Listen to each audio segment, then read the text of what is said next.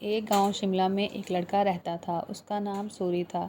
सूरी के अब्बू की चाय की दुकान थी और सुबह उनकी मदद करता और फिर स्कूल चला जाता। स्कूल में सूरी से कोई ठीक से बात नहीं करता था क्योंकि वो चाय बनाने वाले का बेटा था। वो सबसे बात करने की कोशिश करता, दोस्तों के ग्रुप में शामिल होना चाहता, लेकिन कोई भी इससे बात नहीं करता था। और अगर वो बात करने की कोशिश भी करता तो सारे लोग उसका मजाक उड़ाने लगते। एक दिन सूरी की क्लास का बच्चा वीडियो गेम लेकर आया और उसने बच्चों से पूछा, मेरे साथ कोई वीडियो गेम खेलेगा? सूरी ने कहा, हाँ मैं खेलूँगा। लड़के ने कहा, अरे चाय बनाने के लिए नहीं, गेम खेलने के लिए बुला रहा हूँ, तू रहने दे।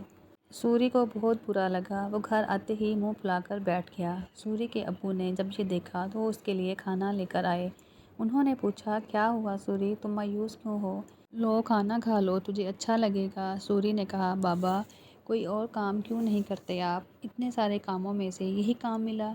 तो सूरी के बाबा ने कहा, चाय बनाने में क्या बुराई है? दिन में सबसे ज़्यादा लोग इसी काम के बारे में सोचते हैं।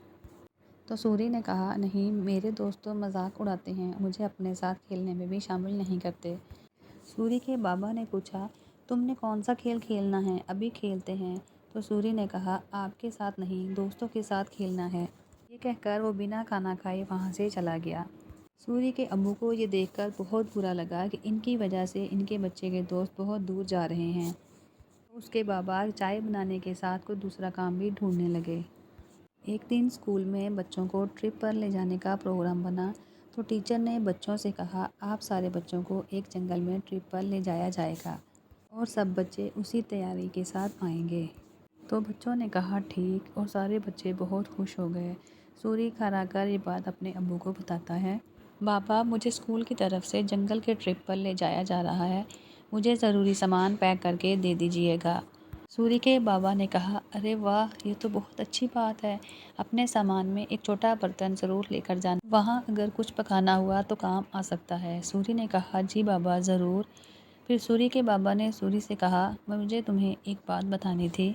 मैं नई नौकरी ढूंढ रहा हूँ ताकि तुम्हें अपने दोस्तों के सामने शर्मिंदा ना होना पड़े और वो तुमसे बात भी करेंगे। सूरी ने कहा, सच बाबा? फिर सूरी खुशी से अपने बाबा के गले लग गया। कुछ दिन बाद उस जंगल ट्रिप पर जाने का दिन आ गया। सब उस जंगल में पहुंचने के बाद ट्रैकिंग शुरू कर देते हैं।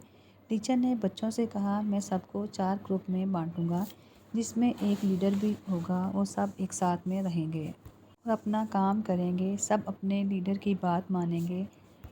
टीचर ने कहा, समझ गए ना सब? फिर सब अपना बैग लेकर ट्रैकिंग शुरू कर देते हैं। फिर सूरी के ग्रुप में एक बच्चे ने कहा, अरे किसको लीडर बना दिया, इसको तो चाय के अलावा कुछ आता ही नहीं। सब हंसने लग गए। सूरी को बहुत बुरा लगा। कुछ दूर चलने के बाद वो थक गए। तो एक बच्चे ने कहा, चलो यहाँ रुक जाते हैं, थोड़ा खा भी लेते हैं। सब बच्चे मान गए और रुक गए, लेकिन सूरी ने कहा, नहीं, हम नहीं रुक सकते। अगर हम रुके तो लेट हो जाएंगे और कुछ ही देर में अंधेरा भी होने वाला है। बच्चों ने सूरी से कहा, तुम्हें लीडर बना दिया तो तू हम पर हुक्म चला रहा है। नहीं, हम नहीं चलेंगे। तुझे जाना है तो जा, हम खाना खाने के बाद ही ट्रैकिंग शुरू करेंगे। सूरी के मना करने के बाद भी वो वहीं रुक गए, लेकिन फिर भी सूरी ने इन्हें नहीं छोड़ा और उनके साथ वहीं रुक गया। कुछ देर में टीचर और बाकी बच्चे आगे निकल गए और वो वहीं रह गए। थोड़ी देर में आराम और खाना खाने के बाद उन्होंने अपनी ट्रैकिंग शुरू की, लेकिन जल्द ही सूरज डूब गया और अंधेरा हो गया। तो सूरी ने कहा, अरे ये तो अंधेरा हो गया, अब तो रास्ता भी समझ में नहीं आ रहा। बाकी बच्चे भी डरने लग गए। कुछ ही वक्त में ऐसा मोड़ आया जहाँ से रास्ता पता करना मुश्किल हो गया और उन्हें वहीं ठहरना पड़ा। सूरी ने कहा, अब तो मुझे भी रास्ता नहीं पता, मेरे ख्याल से हमें आवाज़ लगानी चाहिए। सभी सारे बच्चे अपनी टीचर्स और क्लास के साथियों को आवाज़ लगाने लगे। सब चिल्लाते रहे, लेकिन कोई भी जवाब नहीं आया। सूरी ने कहा, लगता है हम बहुत पीछे रह गए हैं, हमें रास्ते का नहीं पता, इसीलिए हमें यहीं रुक जाना चाहिए। हो सकता है थोड़ी देर में टीचर हमें ढूंढते हुए आ ही जाएं। सब बच्चों को सूरी की बात ठीक लगी और वो लोग वहीं रुक गए। कुछ ही देर में रात हो गई और तेज़ ठंडी हवा चलने लगी और इनके पास बचा खाना और पानी भी ख़त्म हो गया। बच्चे परेशान हो गए कि अब हमें चलना चाहिए। सूरी ने कहा, अरे लेकिन जाएंगे कहाँ, रास्ता तो बंद है। बच्चों ने कहा, हमें तो बहुत डर लग रहा है, कहीं कोई जानवर ना हमें खा जाए और सर्दी भी बहुत है। सूरी ने कहा, मैं अभी आग जलाता हूँ। फिर सब लोग आग जलाते हैं। कुछ देर आग जलने के बाद कम होने लगी। बच्चों ने कहा, अब क्या करें, इतनी सर्दी है, आग भी ख़त्म हो रही है। सूरी ने कुछ सोचा और कहा, मेरे पास एक आइडिया है। मेरे पास बर्तन और चाय की पत्ती है। वो आग बुझने के बाद तक गर्म रहेगी और हमें भी गर्म रखेगी। सूरी बैग से बर्तन निकालता है। सब उसे अपना बचा हुआ पानी दे देते हैं, लेकिन फिर भी पानी कम पड़ता है। वहीं पास ही ज़मीन पर बर्फ़ पड़ी होती है, वो उसे उठा लेता है। जैसे ही काली चाय बनती है, आग ख़त्म हो जाती है। सबको बहुत अच्छा लगता है। उसे पीने के बाद सब तारीफ़ करते हैं। कुछ ही देर में इन्हें आवाज़ आती है और वो अपने पीछे की तरफ देखते हैं। वो देखते हैं कि इनके टीचर आ रहे हैं। सब राहत की सांस लेते हैं। कैंप में पहुंचने के बाद जब टीचर उनकी तारीफ़ें करते हैं तो आइन कहता है, ये वो महफूज आज इनके लीडर सूरी की वजह से हैं। ये सुनकर सूरी को बेहद खुशी होती है। सूरी की कहानी सुनकर सब उससे दोस्ती कर लेते हैं कि अगर आज सूरी को चाय बनानी नहीं आती तो शायद सब उसके दोस्त नहीं बनते।